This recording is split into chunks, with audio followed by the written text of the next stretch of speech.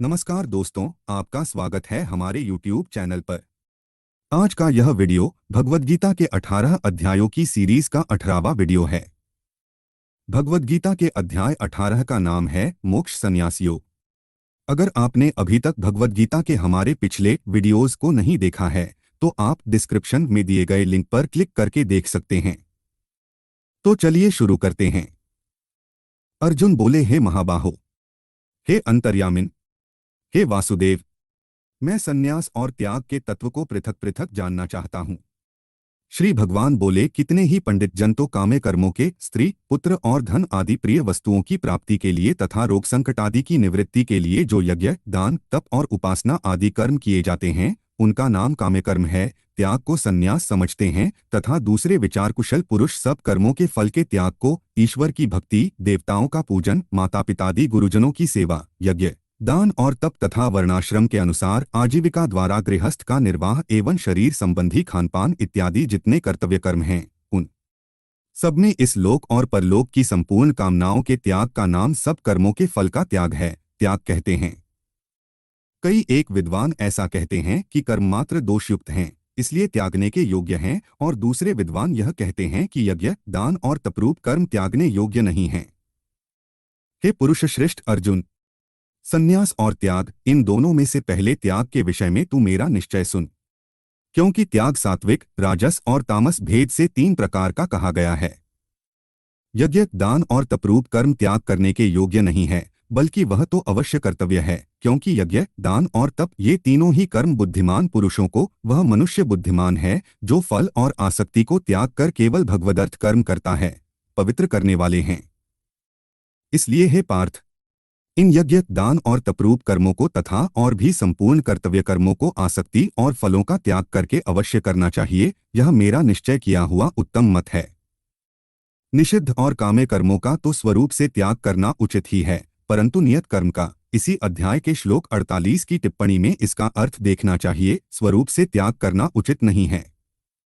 इसलिए मोह के कारण उसका त्याग कर देना तामस त्याग कहा गया है। जो कुछ कर्म है वह सब दुःखरूप ही है, ऐसा समझकर यदि कोई शारीरिक क्लेश के भय से कर्तव्य कर्मों का त्याग कर दे तो वह ऐसा राजस त्याग करके त्याग के फल को किसी प्रकार भी नहीं पाता।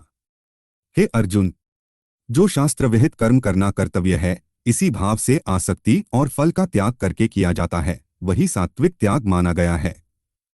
जो मनुष्य अकुशल कर्म से तो द्वेष नहीं करता और कुशल कर्म में आसक्त नहीं होता, वह शुद्ध सत्वगुण से युक्त पुरुष, संशय रहित, बुद्धिमान और सच्चा त्यागी है।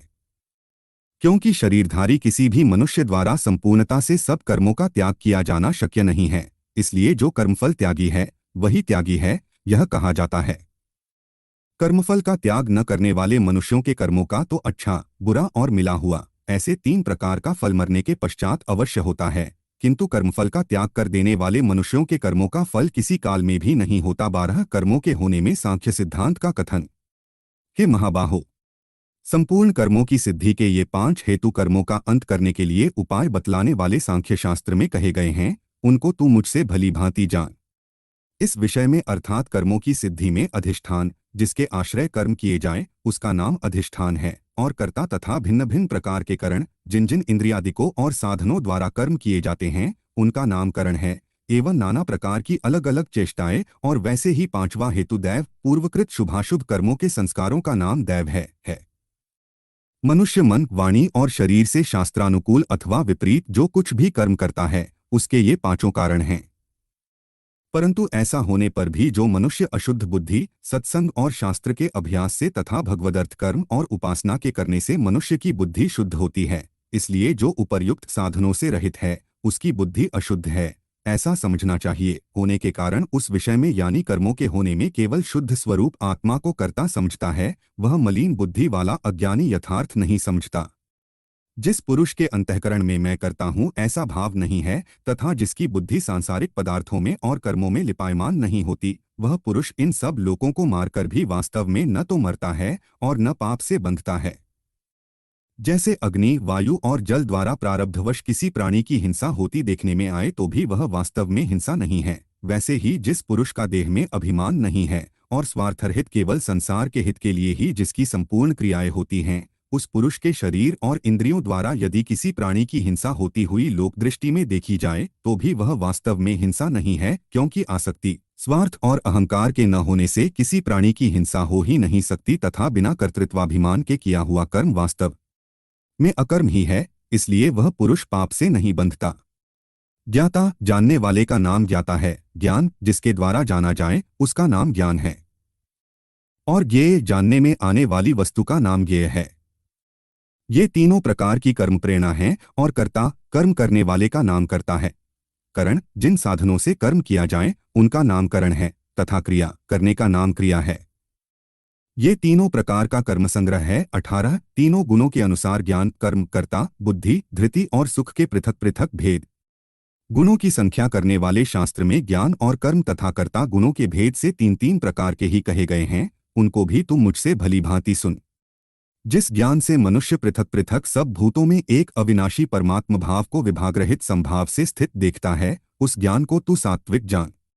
किंतु जो ज्ञान अर्थात जिस ज्ञान के द्वारा मनुष्य संपूर्ण भूतों में भिन्न भिन्न प्रकार के नाना भावों को अलग अलग जानता है, उस ज्ञान को तू राजस जान। परंतु जो ज्ञान एक कार्यरूप शरीर में ही संपूर्ण के सदृश आसक्त है तथा जो बिना युक्ति वाला, तात्विक अर्थ से रहित और तुच्छ है, वह तामस कहा गया है। जो कर्म शास्त्र विधि से नियत किया हुआ और कर्तापन के अभिमान से रहित हो तथा फल न चाहने वाले पुरुष द्वारा बिना रागद्वेष के किया गया हो, वह सात्विक कहा जाता है। परंतु जो कर्म बहुत परिश्रम से युक्त होता है तथा भोगों को चाहने वाले पुरुष द्वारा या अहंकार युक्त पुरुष द्वारा किया जाता है, वह कर्म राजस कहा गया है। जो कर्म परिणाम, हानि, हिंसा और सामर्थ्य को न विचार कर केवल अज्ञान से आरंभ किया जाता है, वह तामस कहा जाता है। जो कर्ता संगरहित, अहंकार के वचन न बोलने वाला, धैर्य और उत्साह से युक्त तथा कार्य के सिद्ध होने और न होने में हर्ष, शोक आदि विकारों से रहित है, वह सात्विक कहा जाता है। जो कर्ता आसक्ति से युक्त कर्मों के फल को चाहने वाला और लोभी है तथा दूसरों को कष्ट देने के स्वभाव वाला, अशुद्धाचारी और हर्ष शोक से लिप्त है, वह राजस कहा गया है। जो कर्ता अयुक्त, शिक्षा से रहित, घमंडी, धूर्त और दूसरों की जीविका का नाश करने वाला तथा शोक करने वाला, आलसी और दीर्घसूत्री उसको कहा जाता है कि जो थोड़े काल में होने लायक साधारण कार्य को भी फिर कर लेंगे, ऐसी आशा से बहुत काल तक नहीं पूरा करता है, वह तामस कहा जाता है। हे धनंजय, अब तू बुद्धि का और धृति का भी गुणों के अनुसार तीन प्रकार का भेद मेरे द्वारा संपूर्णता से विभागपूर्वक कहा जाने वाला सुन। हे पार्थ, जो बुद्धि प्रवृत्ति मार्ग, गृहस्थ में रहते हुए फल और आसक्ति को त्याग कर भगवदर्पण बुद्धि से केवल लोक शिक्षा के लिए राजा जनक की भांति बरतने का नाम प्रवृत्ति मार्ग है, और निवृत्ति मार्ग को, देहाभिमान को त्याग कर केवल सच्चिदानंद घन परमात्मा में एक ही भाव स्थित हुए श्री सुखदेव जी और सनकादिकों की भांति संसार से उपराम होकर विचरने का नाम निवृत्ति मार्ग है। कर्तव्य और अकर्तव्य को, भय और अभय को तथा बंधन और मोक्ष को यथार्थ जानती है, वह बुद्धि सात्विकी है। हे पार्थ, मनुष्य जिस बुद्धि के द्वारा धर्म और अधर्म को तथा कर्तव्य और अकर्तव्य को भी यथार्थ नहीं जानता, वह बुद्धि राजसी है। हे अर्जुन, जो तमोगुण से घिरी हुई बुद्धि अधर्म को भी यह धर्म है ऐसा मान लेती है तथा इसी प्रकार अन्य संपूर्ण पदार्थों को भी विपरीत मान लेती है, वह बुद्धि तामसी है। हे पार्थ, जिस अव्यभिचारिणी धारण शक्ति, भगवद विषय के सिवाय अन्य सांसारिक विषयों को धारण करना ही व्यभिचार दोष है, उस दोष से जो रहित है वह अव्यभिचारिणी धारणा है, से मनुष्य ध्यान योग के द्वारा मन, प्राण और इंद्रियों की क्रियाओं, मन, प्राण और इंद्रियों को भगवत प्राप्ति के लिए भजन, ध्यान और निष्काम कर्मों में लगाने का नाम उनकी क्रियाओं को धारण करना है, को धारण करता है, वह धृति सात्विकी है। परंतु हे पृथापुत्र अर्जुन, फल की इच्छा वाला मनुष्य जिस धारण शक्ति के द्वारा अत्यंत आसक्ति से धर्म, अर्थ और कामों को धारण करता है, वह धारण शक्ति राजसी है। हे पार्थ, दुष्ट बुद्धि वाला मनुष्य जिस धारण शक्ति के द्वारा निद्रा, भय, चिंता और दुख को तथा उन्मत्तता को भी नहीं छोड़ता अर्थात धारण किए रहता है, वह धारण शक्ति तामसी है। हे भरतश्रेष्ठ, अब तीन प्रकार के सुख को भी तू मुझसे सुन। जिस सुख में साधक मनुष्य भजन, ध्यान और सेवादि के अभ्यास से रमण करता है और जिससे दुहकों के अंत को प्राप्त हो जाता है, जो ऐसा सुख है वह आरंभकाल में यद्यपि विष के तुल्य प्रतीत, जैसे खेल में आसक्ति वाले बालक को विद्या का अभ्यास मूर्ता के कारण प्रथम विष के तुल्य भासता है, वैसे ही विषयों में आसक्ति वाले पुरुष को भगवत भजन, ध्यान, सेवा आदि साधनाओं का अभ्यास मर्म न जानने के कारण प्रथम विष के तुल्य प्रतीत होता है, परंतु परिणाम में अमृत के तुल्य है। इसलिए वह परमात्म विषयक बुद्धि के प्रसाद से उत्पन्न होने वाला सुख सात्विक कहा गया है। 36। जो सुख विषय और इंद्रियों के संयोग से होता है, वह पहले भोग काल में अमृत के तुल्य प्रतीत होने पर भी परिणाम में विष के तुल्य बल, वीर्य, बुद्धि, धन, उत्साह और परलोक का नाश होने से विषय और इंद्रियों के संयोग से होने वाले सुख को परिणाम में विष के तुल्य कहा है, इसलिए वह सुख राजस कहा गया है। जो सुख भोग काल में तथा परिणाम में भी आत्मा को मोहित करने वाला है, वह निद्रा, आलस्य और प्रमाद से उत्पन्न सुख तामस कहा गया है। पृथ्वी में या आकाश में अथवा देवताओं में तथा इनके सिवा और कहीं भी ऐसा कोई भी सत्व नहीं है जो प्रकृति से उत्पन्न इन तीनों गुणों से रहित हो। 40 के परंतप ब्राह्मण, क्षत्रिय और वैश्यों के तथा शूद्रों के कर्म स्वभाव से उत्पन्न गुणों द्वारा विभक्त किए गए हैं। अंतःकरण का निग्रह करना, इंद्रियों का दमन करना, धर्म पालन के लिए कष्ट सहना, बाहर भीतर से शुद्ध, गीता अध्याय 13 श्लोक 7 की टिप्पणी में देखना चाहिए रहना, दूसरों के अपराधों को क्षमा करना, मन, इंद्रिय और शरीर को सरल रखना, वेद, शास्त्र, ईश्वर और परलोक आदि में श्रद्धा रखना, वेद शास्त्रों का अध्ययन अध्यापन करना और परमात्मा के तत्व का अनुभव करना, ये सबके सब ही ब्राह्मण के स्वाभाविक कर्म हैं। शूरवीरता, तेज, धैर्य, चतुरता और युद्ध में न भागना, दान देना और स्वामिभाव, ये सबके सब ही क्षत्रिय के स्वाभाविक कर्म हैं। खेती, गोपालन और क्रय विक्रय रूप सत्य व्यवहार, वस्तुओं के खरीदने और बेचने में तौल, नाप और गिनती आदि से कम देना अथवा अधिक लेना एवं वस्तु को बदलकर या एक वस्तु में दूसरी या खराब वस्तु मिलाकर दे देना अथवा अच्छी ले लेना तथा नफा, आढ़त और दलाली ठहराकर उससे अधिक दाम लेना या कम देना तथा झूठ, कपट, चोरी और जबरदस्ती से अथवा अन्य किसी प्रकार से दूसरों के हक को ग्रहण कर लेना इत्यादि दोषों से रहित जो सत्यतापूर्वक पवित्र वस्तुओं का व्यापार है, उसका नाम सत्य व्यवहार है। ये वैश्य के स्वाभाविक कर्म हैं तथा सब वर्णों की सेवा करना शूद्र का भी स्वाभाविक कर्म है। अपने अपने स्वाभाविक कर्मों में तत्परता से लगा हुआ मनुष्य भगवत प्राप्ति रूप परम सिद्धि को प्राप्त हो जाता है। अपने स्वाभाविक कर्म में लगा हुआ मनुष्य जिस प्रकार से कर्म करके परम सिद्धि को प्राप्त होता है, उस विधि को तू सुन।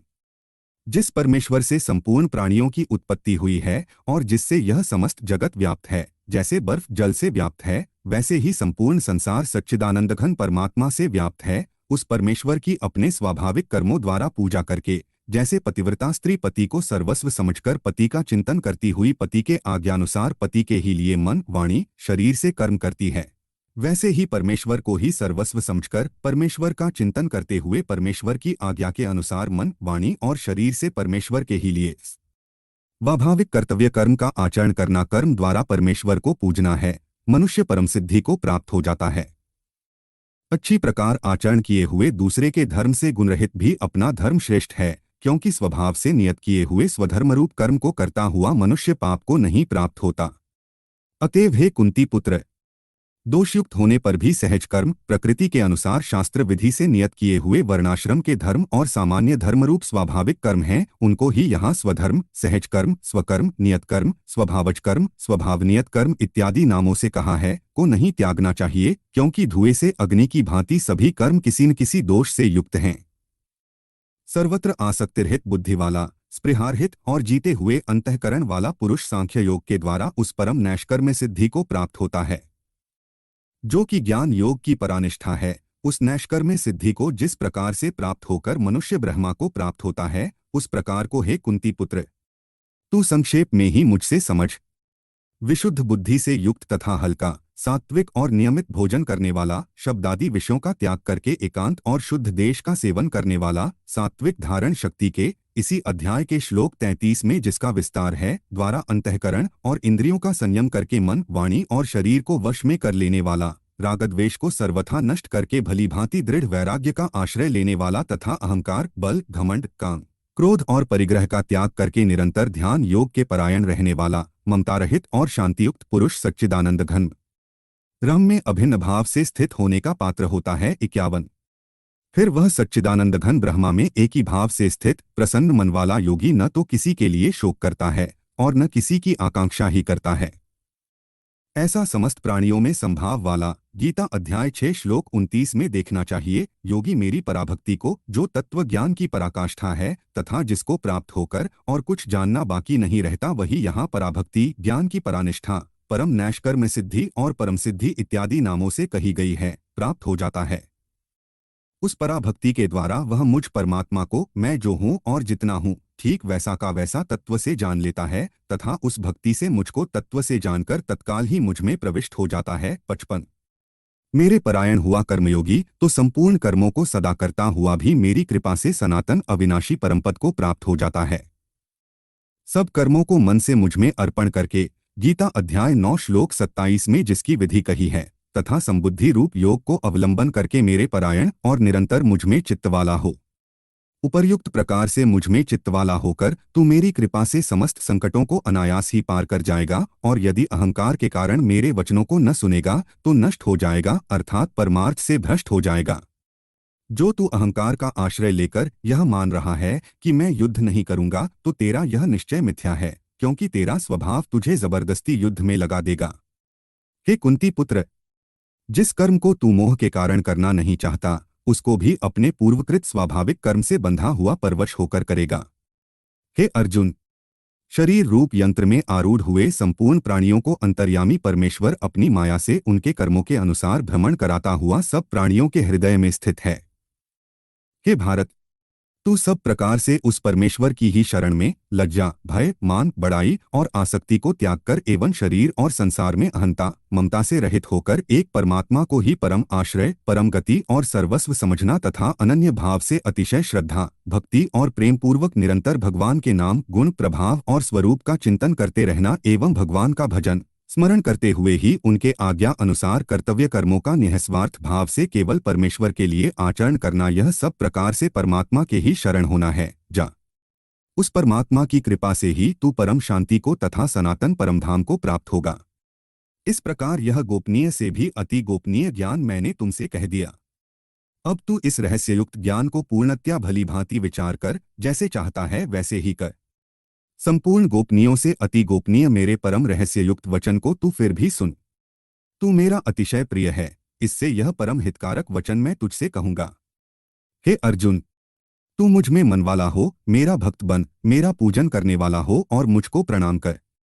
ऐसा करने से तू मुझे ही प्राप्त होगा, यह मैं तुझसे सत्य प्रतिज्ञा करता हूं, क्योंकि तू मेरा अत्यंत प्रिय है। संपूर्ण धर्मों को अर्थात संपूर्ण कर्तव्य कर्मों को मुझ में त्याग कर तू केवल एक मुझ सर्वशक्तिमान सर्वाधार परमेश्वर की ही शरण, इसी अध्याय के श्लोक 62 की टिप्पणी में शरण का भाव देखना चाहिए, में आ जा।